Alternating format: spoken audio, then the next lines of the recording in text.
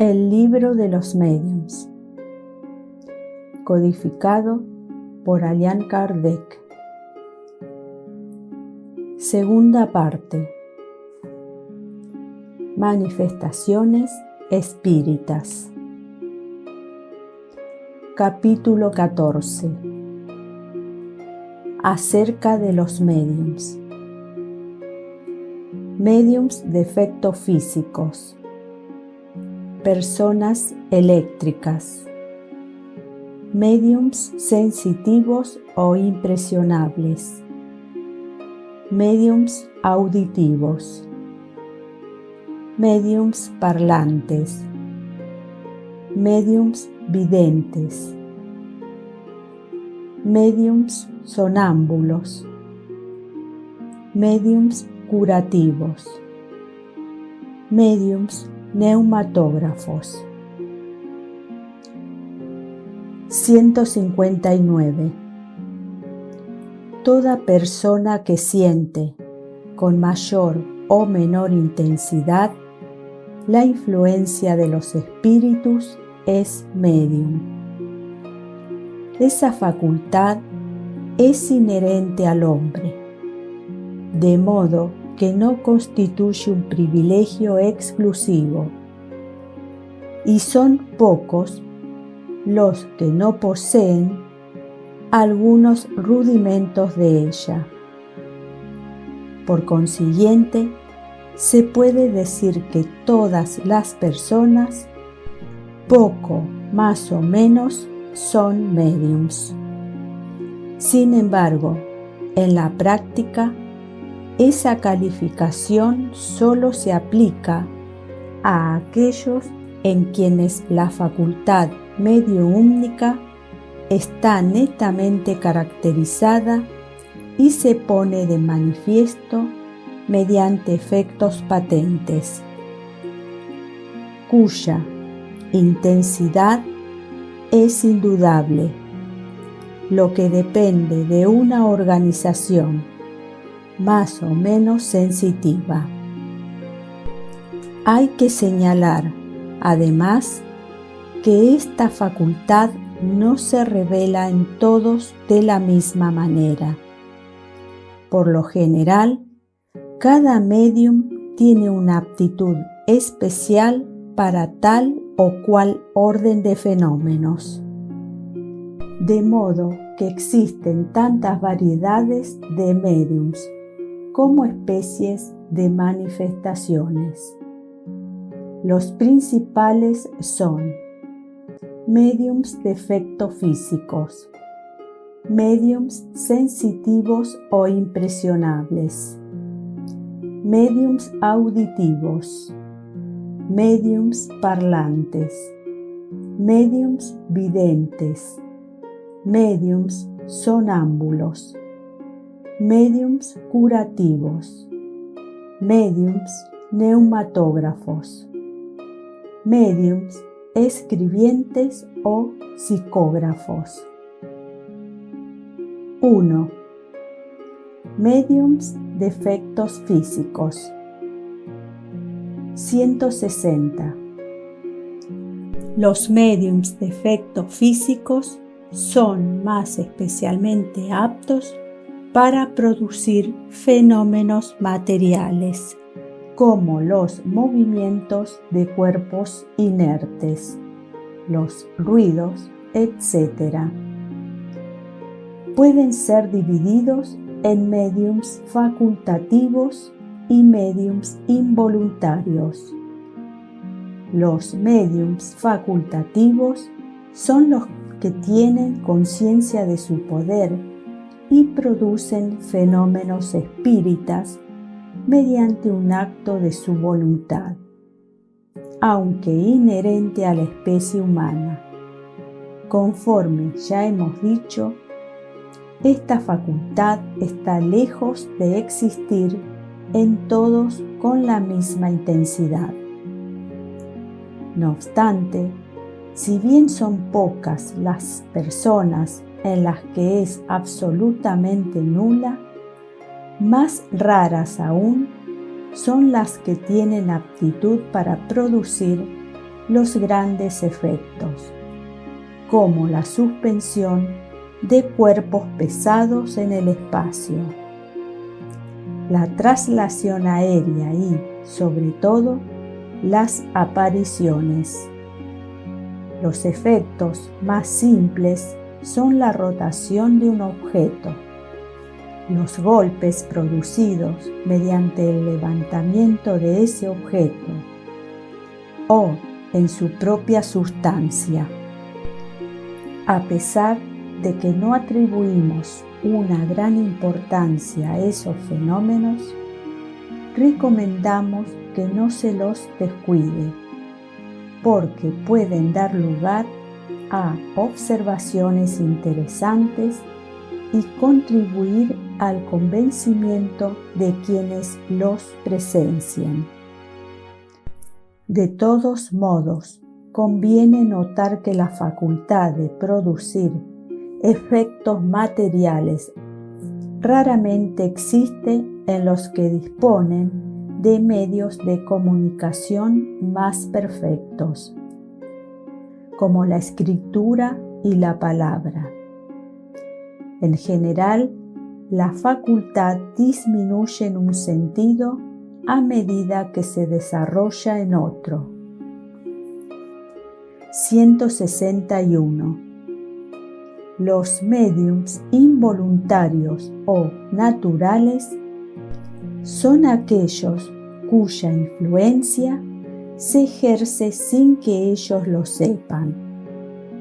No tienen conciencia de su poder y, a menudo, lo que sucede de anormal alrededor suyo no les parece en modo alguno extraordinario, pues forma parte de ellos mismos, como en el caso de las personas dotadas de doble vista, que ni siquiera lo sospechan. Esos sujetos son muy dignos de observación y no debemos dejar de reunir y estudiar los hechos de esa clase que lleguen a nuestro conocimiento. Se manifiestan a cualquier edad y muchas veces en niños pequeños. Esta facultad no constituye de por sí el indicio de un estado patológico, ya que no es incompatible con una salud perfecta. Si aquel que la posee está enfermo, eso se debe a una causa ajena a la mediumnidad. Por eso, los recursos terapéuticos empleados son impotentes para hacerla desaparecer. En algunos casos, puede surgir después de una cierta debilidad orgánica, pero esta nunca es su causa eficiente. No existe, por lo tanto, desde el punto de vista de la salud, ninguna razón para inquietarnos. La mediumnidad solo podría causar algún problema si el sujeto que la posee abusara de ella después de haberse convertido en médium facultativo, porque en ese caso podría haber una emisión demasiado abundante de fluido vital, con el consecuente debilitamiento del organismo. 162. La razón se revela ante la imagen de las torturas morales y corporales, a que la ciencia ha sometido a veces a personas débiles y delicadas, con el fin de asegurarse de que no existía engaño de parte de ellas. Esas experimentaciones, hechas con mala intención la mayoría de las veces, son siempre perjudiciales para las organizaciones sensitivas e incluso pueden ocasionar graves desórdenes en la economía orgánica. Realizar semejantes pruebas es jugar con la vida. El observador de buena fe no necesita emplear esos medios. Aquel que está familiarizado con fenómenos de esa especie sabe, además, que corresponden al orden moral más que al físico, y que sería inútil buscar su solución en nuestras ciencias exactas. Precisamente porque esos fenómenos son de orden moral, se debe evitar con un cuidado no menos escrupuloso todo lo que pueda sobreexcitar la imaginación. Como se sabe, el miedo puede ocasionar muchos accidentes, de modo que se cometerían menos imprudencias si se conocieran todos los casos de locura y epilepsia cuyo origen se encuentra en las leyendas de lobisones y de cucos. ¿Qué sucedería, pues, si las personas fueran convencidas de que detrás de esos fenómenos está el diablo? Quienes propagan semejantes ideas no saben la responsabilidad que asumen, pues pueden matar. Ahora bien, el peligro no existe solo para el sujeto, sino también para los que lo rodean, que pueden quedar aterrorizados al pensar que la casa donde viven se ha convertido en una guarida de demonios. Esta creencia funesta fue la que causó tantos actos de atrocidad en los tiempos de ignorancia. Con todo, si los responsables de esos actos hubiesen tenido un poco más de discernimiento, deberían haber pensado que, por más que quemaran los cuerpos supuestamente poseídos por el diablo, no podrían quemar al propio diablo. Si lo que querían era librarse de él, a él debían dar muerte. La doctrina espírita, al ilustrarnos acerca de la verdadera causa de los fenómenos mediúmnicos, le dio al diablo el golpe de gracia. Así pues, lejos de estimular aquella creencia, todas las personas, y este es un deber moral y humanitario, deben combatirla donde quiera que exista. Lo que se debe hacer cuando una facultad de esa naturaleza se desarrolla espontáneamente en un individuo es dejar que el fenómeno siga su curso natural. La naturaleza es más prudente que los hombres. Por otra parte, la providencia tiene sus planes, y el más humilde de los seres puede servir de instrumento a los designios más importantes. No obstante, debemos convenir en que algunas veces ese fenómeno asume proporciones agobiantes e inoportunas para todo el mundo. Veamos el modo cómo hay que proceder en todos los casos. En el capítulo 5, Manifestaciones físicas espontáneas, ya dimos algunos consejos al respecto y hemos manifestado la necesidad de entrar en comunicación con el espíritu. para saber lo que desea. El siguiente método también se basa en la observación. Los seres invisibles que revelan su presencia por medio de efectos sensibles son, por lo general, espíritus de orden inferior, que pueden ser dominados mediante el ascendiente moral. Ese ascendiente es el que debemos tratar de adquirir. Para lograrlo, es necesario hacer que el sujeto pase del estado de medium natural al de medium facultativo. Se produce entonces un efecto análogo al que se observa en el sonambulismo.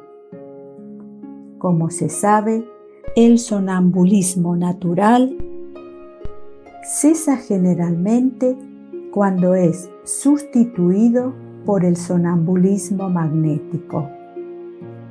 No se interrumpe la facultad que permite al alma emanciparse, sino que se le da otro curso. Lo mismo sucede con la facultad mediúmnica. Con ese fin, en vez de obstaculizar los fenómenos, lo que raramente se consigue y que no siempre está exento de peligro, es preciso estimular al médium a que los produzca según su voluntad, imponiéndose al espíritu. De ese modo, el médium llega a someterlo, haciendo de ese dominador, a veces tiránico, un ser subordinado y a menudo muy dócil. Un hecho digno de nota, confirmado por la experiencia, es que en ese caso un niño tiene tanta autoridad como un adulto, y a veces más que éste. Esa es otra prueba a favor de un punto fundamental de la doctrina espírita. El espíritu solo es niño a causa de su cuerpo y posee un desarrollo necesariamente anterior a su encarnación actual, desarrollo que le puede dar ascendiente sobre los espíritus que son inferiores a él. La moralización del espíritu a través de los consejos de una tercera persona, influyente y experimentada, en caso de que el médium no se encuentre en condiciones de hacerlo, constituye a menudo un recurso muy eficaz. Más adelante volveremos a tratar este asunto. 163. Por lo que parece, en esta categoría de médiums se deberían incluir las personas dotadas de cierta dosis de electricidad natural, verdaderos peces torpedos humanos, que producen mediante el simple contacto todos los efectos de la atracción y la repulsión. Sería una equivocación, sin embargo, considerarlas médiums, porque la verdadera mediumnidad supone la intervención directa de un espíritu. Ahora bien, en el caso del que hablamos, experiencias concluyentes han probado que la electricidad es el único agente de esos fenómenos. Esta extraña facultad, que casi se podría considerar una enfermedad, puede en ocasiones estar relacionada con la mediumnidad, como se verifica en la crónica del espíritu golpeador de Bergsaber, aunque a menudo es completamente independiente. Conforme hemos dicho, la única prueba de la intervención de los espíritus es el carácter inteligente de las manifestaciones. Toda vez que ese carácter no exista, estamos autorizados a atribuirlas a una causa puramente físicas. La cuestión es saber si las personas eléctricas poseen mayor aptitud para convertirse en médiums de efectos físicos. Creemos que sí, pero solo la experiencia podrá demostrarlo. Nota de Allan Kardec.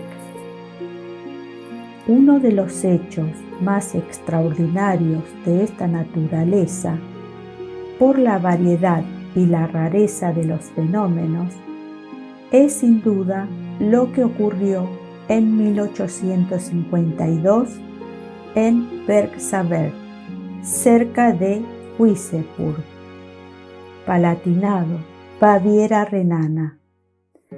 Es tanto más notable porque reúne en el mismo individuo casi todos los géneros de manifestaciones espontáneas: estruendos que sacuden la casa, caída de muebles, objetos arrojados a distancia por manos invisibles, visiones y apariciones, sonambulismo, éxtasis, catalepsia, atracción eléctrica, gritos y sonidos aéreos, instrumentos musicales que suenan sin contacto, comunicaciones inteligentes, etc. Además, no es menos importante destacar que estos hechos han sido comprobados durante casi 2 años por numerosos testigos oculares, dignos de fe tanto por su saber como por la posición social que ocupaban. El relato auténtico de esos fenómenos fue publicado en aquella época en muchos periódicos alemanes y, especialmente, en un folleto que hoy se ha agotado y es rarísimo. En la Revista Espírita de 1858 se encuentra la traducción completa de ese folleto, con los comentarios y explicaciones necesarias. Según sabemos, se trata de la única publicación francesa que lo registra. Además del interés fascinante que esos fenómenos despiertan, son ellos eminentemente instructivos desde el punto de vista del estudio práctico del espiritismo. 2. Médiums sensitivos o impresionables. 164. Designamos de este modo a las personas capaces de sentir la presencia de los espíritus por medio de una vaga impresión, una especie de roce sobre todos los miembros, que ellas mismas no pueden comprender. Esta variedad no presenta un carácter bien definido. Todos los médiums son necesariamente impresionables, de modo que la impresionabilidad es más bien una cualidad general que especial. Se trata de la facultad rudimentaria indispensable para el desarrollo de todas las otras. Difiere de la impresionabilidad puramente física y nerviosa, con la cual no debe ser confundida, porque hay personas que no tienen los nervios delicados, pero que sienten con mayor o menor intensidad el efecto de la presencia de los espíritus, al paso que otras, muy irritables, no los sienten en absoluto. Esta facultad se desarrolla con el hábito y puede adquirir tal sutileza que aquel que la posee reconoce, por la impresión que experimenta, no sólo la naturaleza buena o mala del espíritu que está a su lado, sino incluso su individualidad, del mismo modo que el ciego reconoce por un no sé qué la aproximación de tal o cual persona. El sujeto se convierte, en relación con los espíritus, en un verdadero sensitivo. Un espíritu bueno produce siempre una impresión suave y agradable. En cambio, la impresión producida por un espíritu malo es penosa, angustiante y desagradable. Tiene como un cierto olor a impureza. 3. Médiums auditivos. 165. Son los que oyen la voz de los espíritus, conforme ya hemos dicho al hablar de la neumatofonía. Se trata a veces de una voz interior que se hace oír en el fuero interno de las personas. En otras ocasiones es una voz exterior, clara y distinta, como la de una persona viva. Los médiums auditivos pueden, de ese modo, conversar con los espíritus.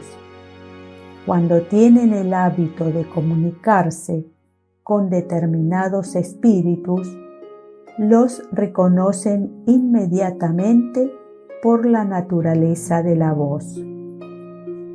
Quien no esté dotado de esta facultad también puede conversar con un espíritu a través de un médium auditivo que desempeñe la función de intérprete.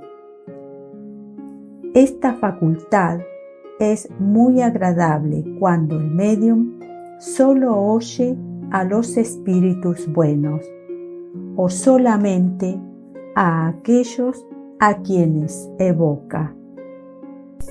Sin embargo, no sucede lo mismo cuando un espíritu malo se ensaña con él y le hace oír a cada instante las cosas más desagradables y a veces las más inconvenientes.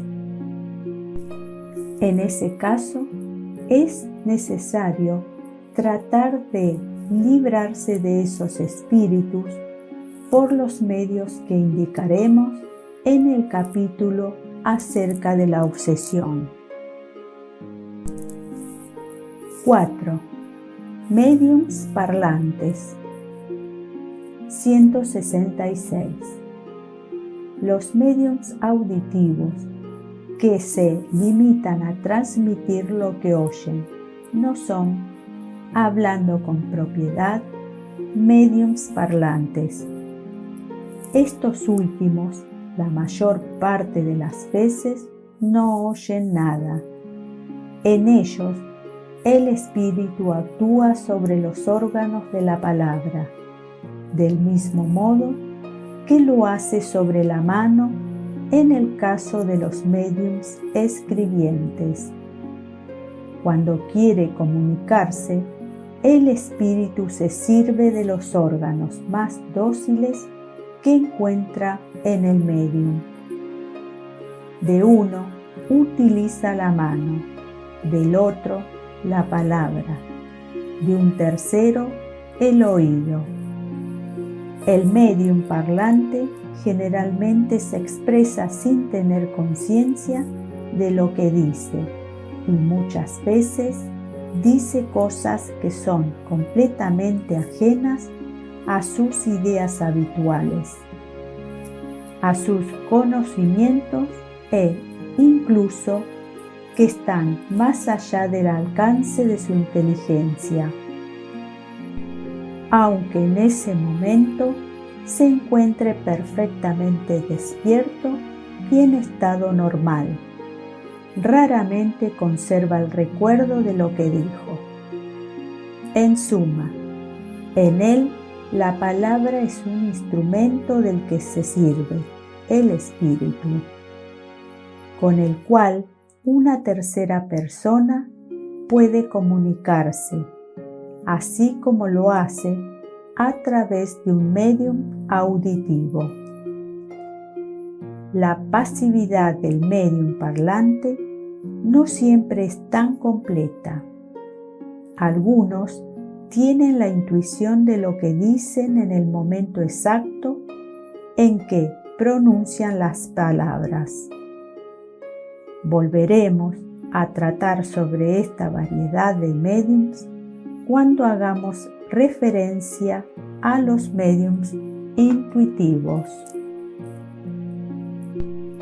5. Médiums videntes. 167. Los médiums videntes están dotados de la facultad de ver a los espíritus. Algunos gozan de esa facultad en estado normal, cuando están perfectamente despiertos y conservan el recuerdo preciso de lo que han visto. Otros solo la poseen en estado sonambúlico o cercano al sonambulismo. Es raro que esta facultad sea permanente. Casi siempre es el resultado de una crisis momentánea y pasajera. Podemos incluir en la categoría de los médiums videntes a todas las personas dotadas de doble vista. La posibilidad de ver a los espíritus en los sueños es, sin duda, producto de una especie de mediumnidad, pero quienes la experimentan no son, hablando con propiedad, médiums videntes. Ya hemos explicado ese fenómeno en el capítulo 6, manifestaciones visuales. El médium vidente cree que ve con los ojos, como los que están dotados de doble vista, pero en realidad es el alma la que ve, razón por la cual ellos ven con los ojos cerrados, tanto como con los ojos abiertos. De ahí se sigue que un ciego puede ver a los espíritus del mismo modo que alguien cuya visión es normal. Sería interesante hacer un estudio sobre este último punto, a fin de saber si esta facultad es más frecuente en los ciegos. Espíritus que en la tierra fueron ciegos nos han dicho que, cuando estaban vivos, tenían la percepción de ciertos objetos a través del alma y que no se encontraban sumergidos en la negra oscuridad. 168. Es preciso distinguir las apariciones accidentales y espontáneas de la facultad, propiamente dicha, de ver a los espíritus. Las primeras son frecuentes, sobre todo en el momento de la muerte de personas a las que hemos amado o conocido, que vienen para hacernos saber que ya no pertenecen a este mundo.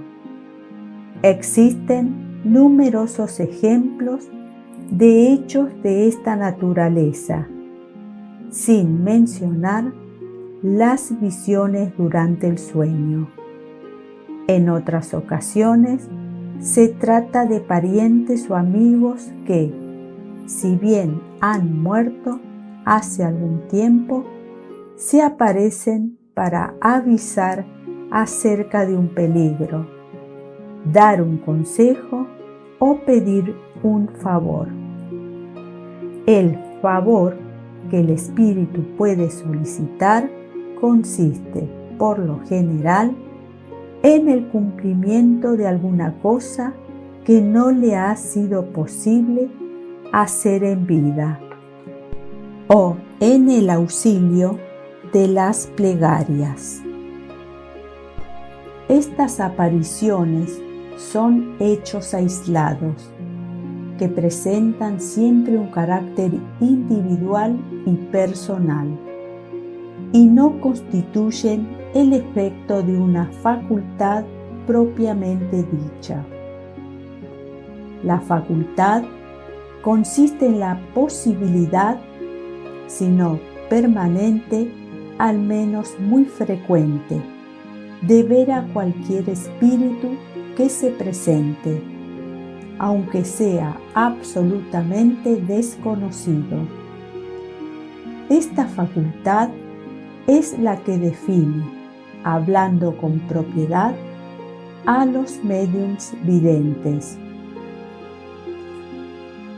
Entre los médiums videntes existen aquellos que solo ven a los espíritus que han sido evocados, cuya descripción pueden hacer con minuciosa exactitud. Describen hasta en sus menores detalles los gestos, la expresión de la fisonomía, las facciones del rostro, la vestimenta y hasta los sentimientos de que esos espíritus parecen animados. Hay otros médiums en quienes esta facultad es aún más general, pues ven toda la población espírita que los circunda, espíritus que van y vienen y que, por decirlo así, se ocupan de sus negocios. 169. Una noche asistimos a una representación de la ópera Oberón en compañía de un muy buen médium vidente. En la sala había una gran cantidad de lugares vacíos, aunque muchos de ellos estaban ocupados por espíritus que daban la impresión de participar del espectáculo. Algunos se colocaban junto a ciertos espectadores y parecían escuchar sus conversaciones. En el escenario se desarrollaba otra escena. Detrás de los actores, muchos espíritus de humor jovial se divertían en imitarlos, copiando sus gestos de modo grotesco. Otros, más serios, parecían inspirar a los artistas y hacían esfuerzos para infundirles energía. Uno de ellos permanecía junto a una de las cantantes principales y pensamos que sus intenciones eran un tanto frívolas. Lo evocamos luego de que concluyó uno de los actos. El espíritu atendió el llamado y reprobó con severidad nuestro juicio temerario. No soy lo que suponéis, sino su guía y su espíritu protector. Estoy encargado de orientarla. Al cabo de unos minutos de charla muy formal, se alejó mientras nos decía: adiós, ella está en su camarín.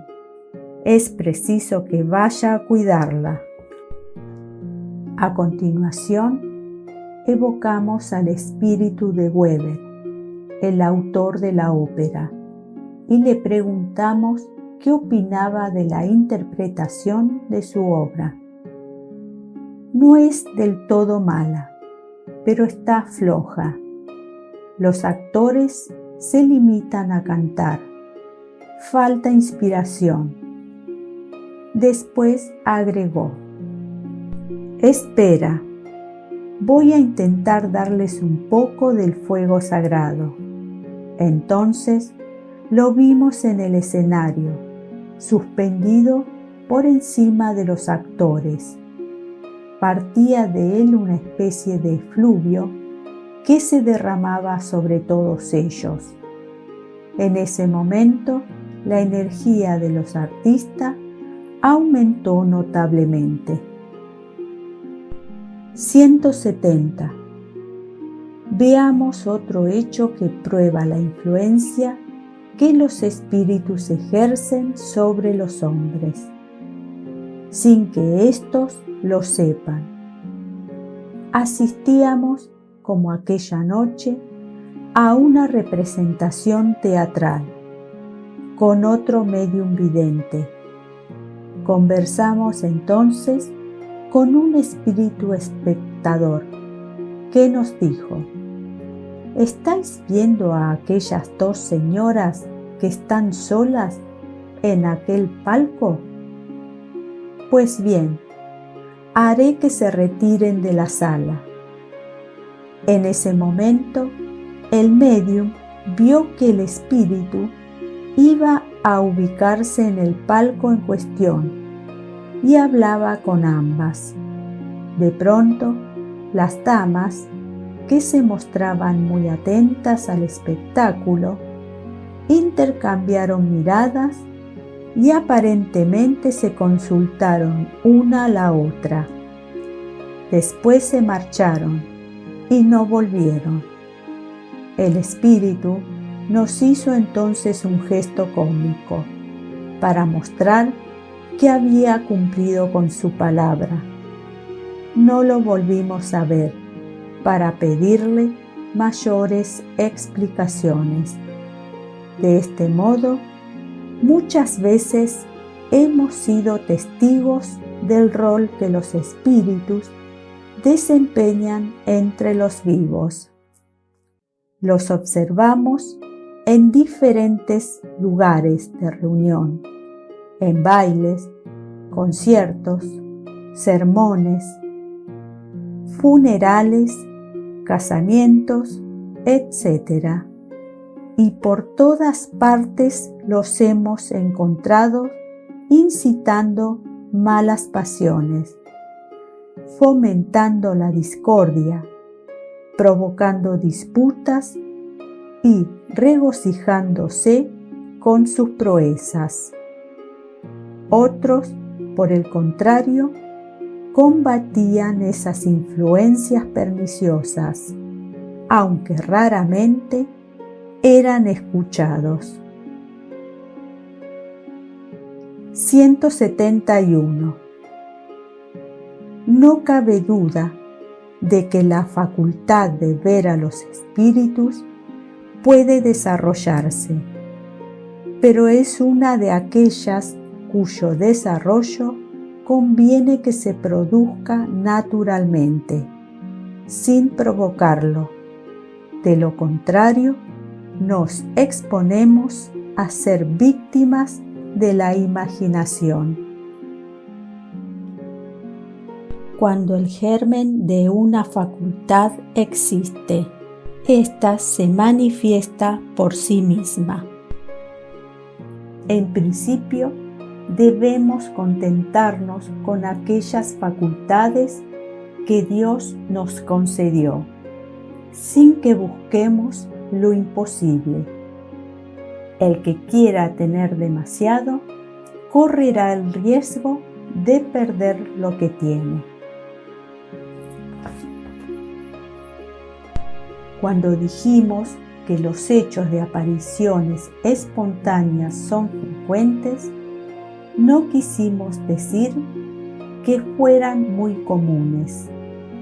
En cuanto a los médiums videntes propiamente dichos, son aún más raros, y hay mucho que desconfiar de los que pretenden gozar de esa facultad.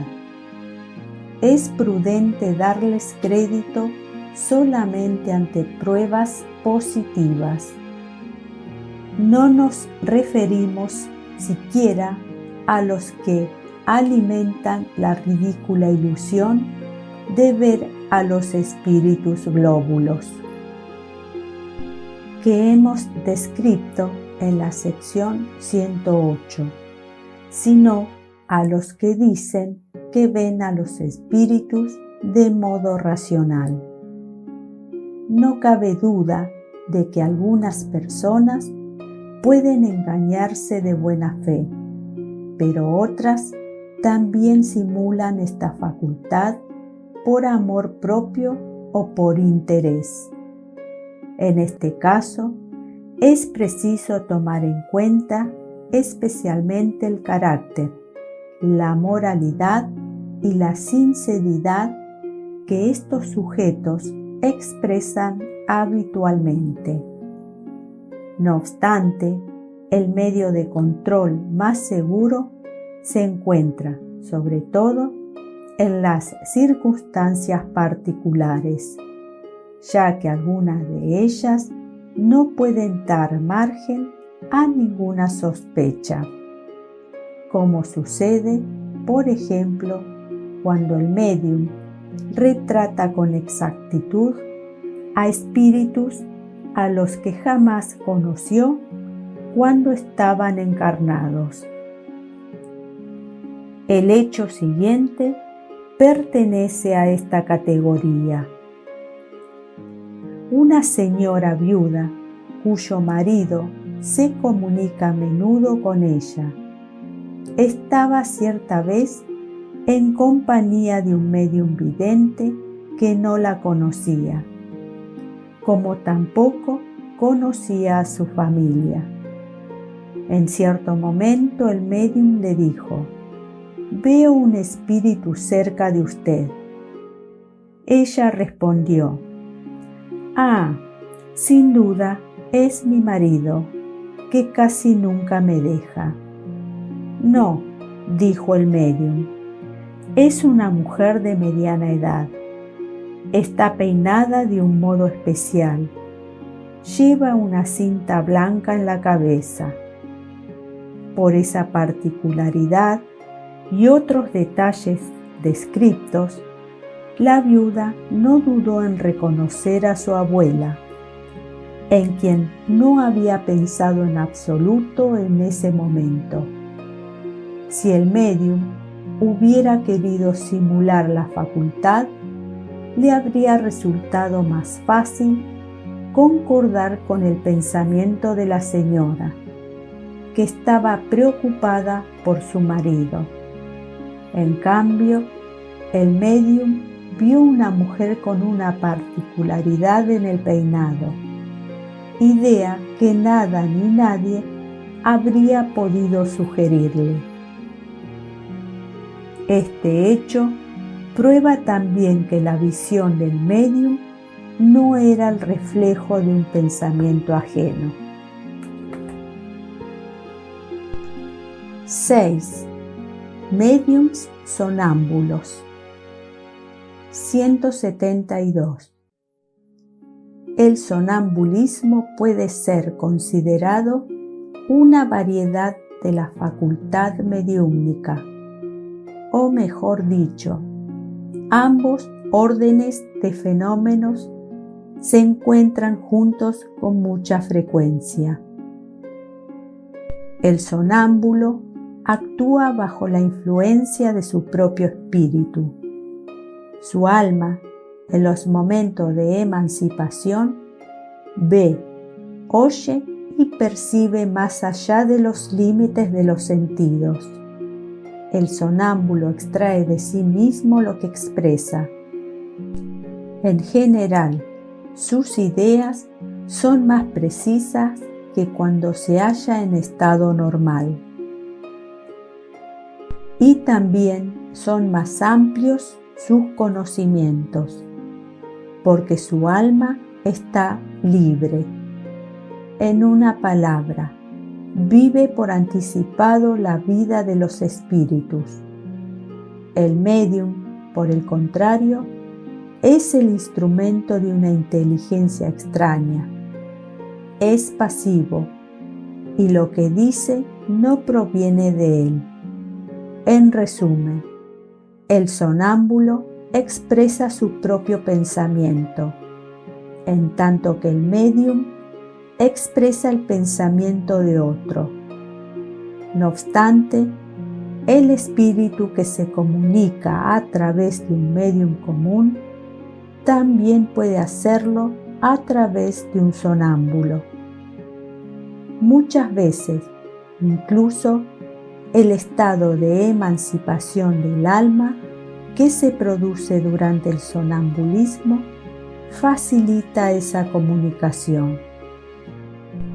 Muchos sonámbulos ven perfectamente a los espíritus y los describen con tanta precisión como los médiums videntes.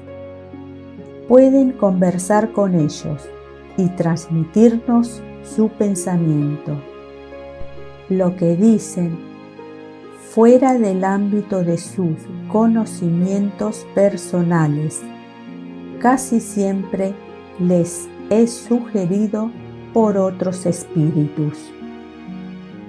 Veamos un ejemplo notable, en el que la doble acción del espíritu del sonámbulo y del otro espíritu se revela de modo inequívoco.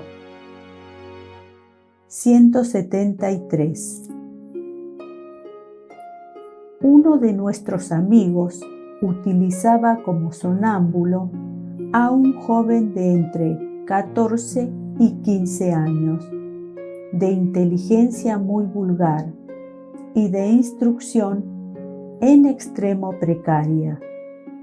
No obstante, en el estado de sonambulismo, dio pruebas de una lucidez extraordinaria y de gran perspicacia. Se distinguía principalmente en el tratamiento de las enfermedades e hizo un gran número de curas que se consideraban imposibles. Cierto día, en que atendía a un enfermo, describió la enfermedad con absoluta exactitud. No es suficiente, le dijeron. Ahora es necesario que indiques el remedio. No puedo, respondió. Mi ángel doctor no está aquí. ¿A qué te refieres cuando hablas de tu ángel doctor? Es el que dicta los remedios. Entonces, ¿no eres tú quien ve los remedios? Oh, no, os he dicho que es mi ángel doctor quien me los dicta. De ese modo, en el caso de este sonámbulo, la acción de ver la enfermedad correspondía a su propio espíritu, que para eso no precisaba de asistencia alguna. En cambio, la indicación de los remedios se la daba otro espíritu. Si ese otro espíritu no estaba presente, el joven no podía decir nada. Cuando estaba solo, era apenas un sonámbulo, pero asistido por aquel a quien denominaba su ángel doctor, era un sonámbulo medium. 174. La lucidez sonambúlica es una facultad que depende del organismo y es completamente independiente de la elevación, el adelanto e incluso el estado moral del sujeto. Así pues, un sonámbulo puede ser muy lúcido, pero incapaz de resolver ciertas cuestiones si su espíritu es poco adelantado.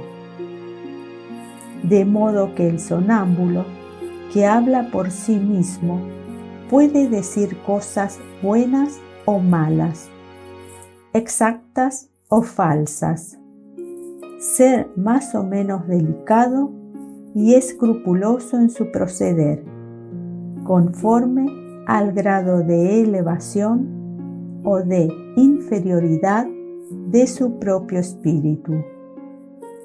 Por eso, la asistencia de otro espíritu puede suplir sus deficiencias. No obstante, un sonámbulo también puede ser asistido por un espíritu mentiroso, frívolo e incluso malo, como sucede con los médiums. En este caso, sobre todo, las cualidades morales ejercen una gran influencia para atraer a los espíritus buenos. 7. Médiums curativos. 175. Solamente para no dejar de mencionarla, hablaremos aquí de esta variedad de médiums, porque el asunto demandaría un desarrollo demasiado extenso para los límites que nos hemos fijado en este libro. Además, sabemos que un médico amigo nuestro se propone tratarlo en una obra especial sobre medicina intuitiva.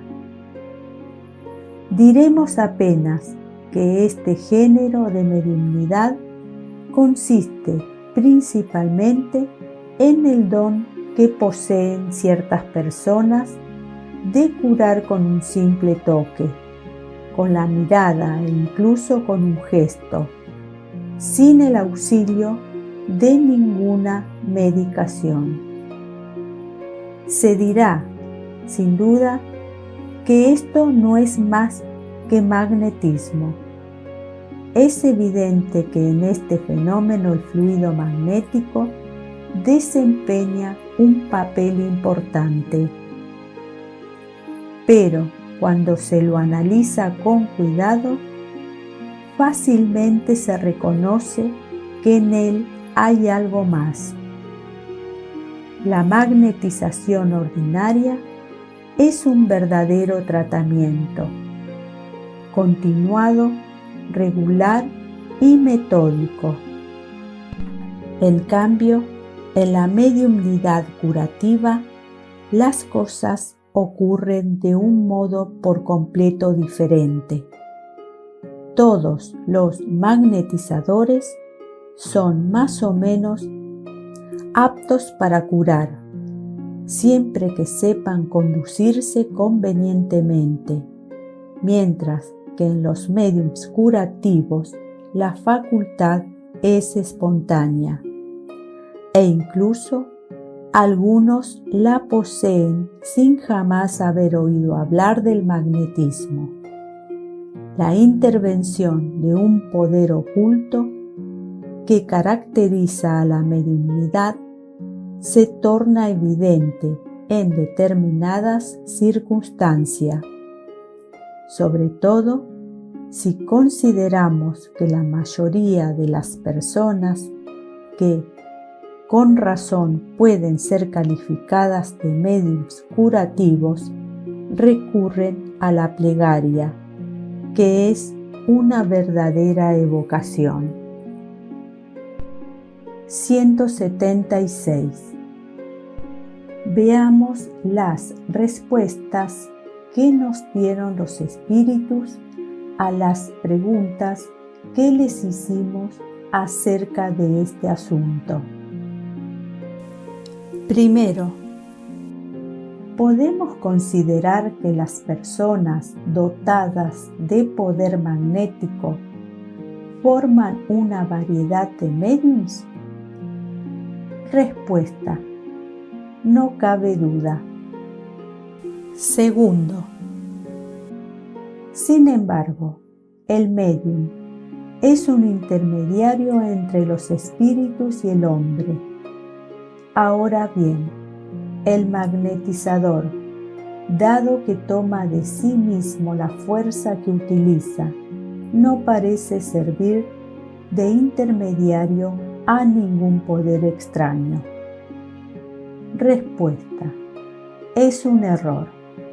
El poder magnético reside, sin duda, en el hombre, pero es aumentado por la acción de los espíritus a los que llama en su ayuda.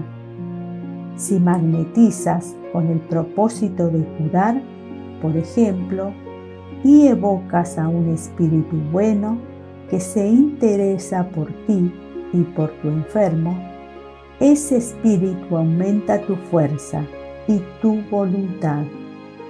Dirige tu fluido y le confiere las cualidades necesarias. Tercero,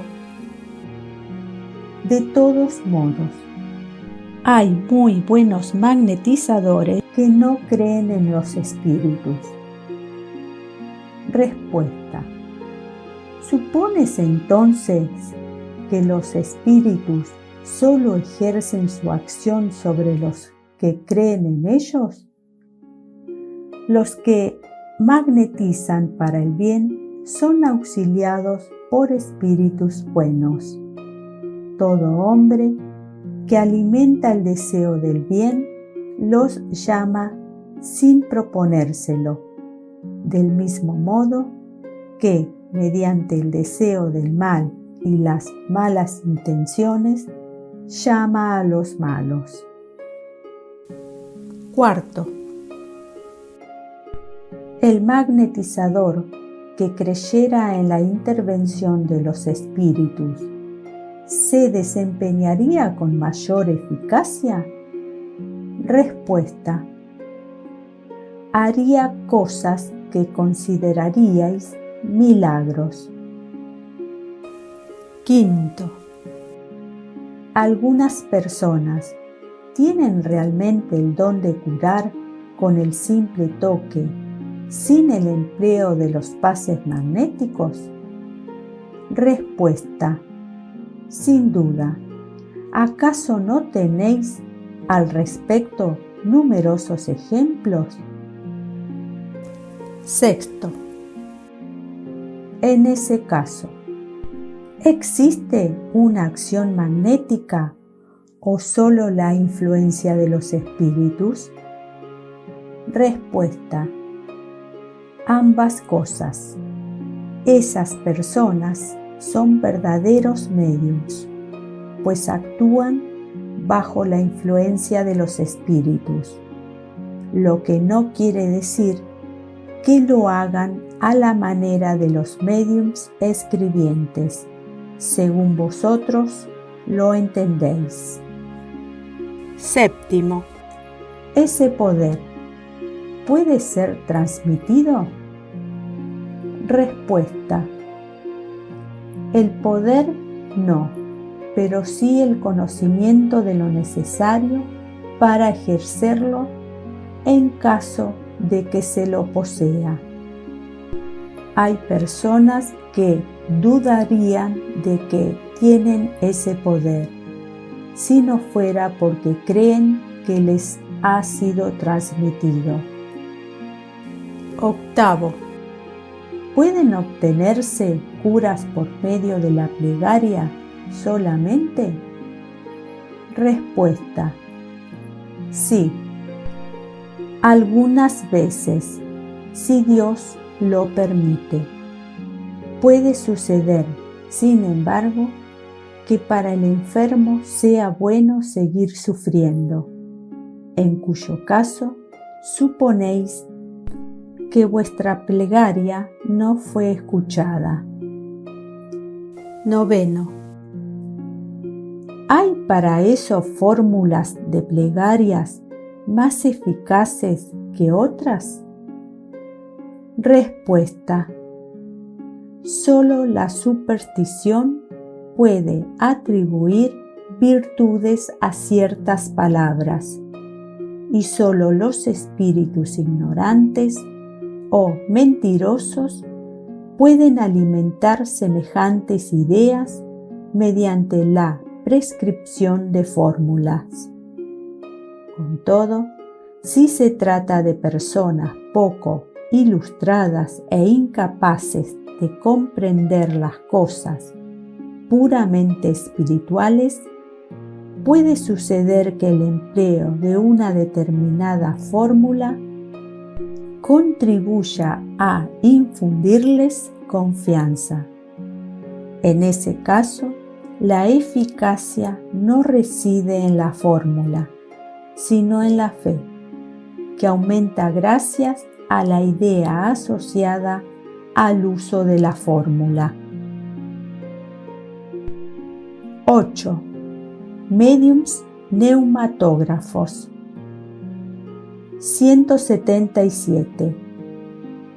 Se da ese nombre a los médiums que tienen aptitud para obtener la escritura directa, lo que no es dado a todos los médiums escribientes. Hasta el presente, esa facultad es bastante rara. Es probable que se desarrolle mediante el ejercicio. De todos modos, como hemos dicho, su utilidad práctica se limita a una comprobación patente de la intervención de un poder oculto en las manifestaciones. Solo la experiencia es capaz de revelar si alguien la posee. Se puede, por lo tanto, experimentar, así como también se puede interrogar al respecto a un espíritu protector a través de otros medios de comunicación. Conforme el poder del medium sea mayor o menor, se obtendrán simples rasgos, signos, letras, palabras, frases e incluso páginas enteras.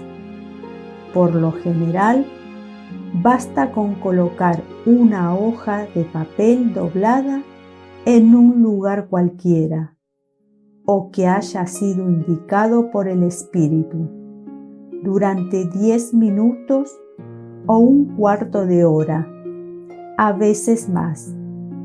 La plegaria y el recogimiento son condiciones esenciales. Por esa razón, se puede considerar imposible la obtención de la escritura directa en una reunión de personas poco serias o que no estén animadas de sentimientos de simpatía y benevolencia. En los próximos capítulos trataremos en modo especial acerca de los médiums escribientes.